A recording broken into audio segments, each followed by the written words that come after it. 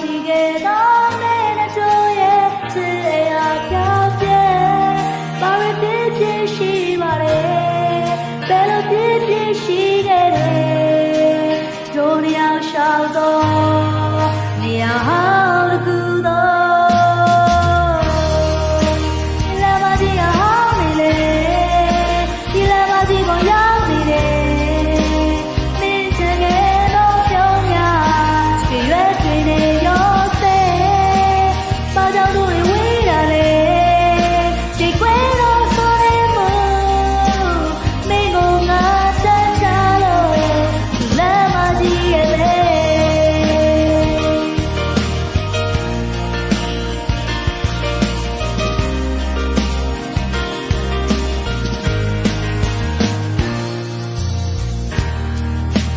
ပြန်လာပါလားချာမမင်း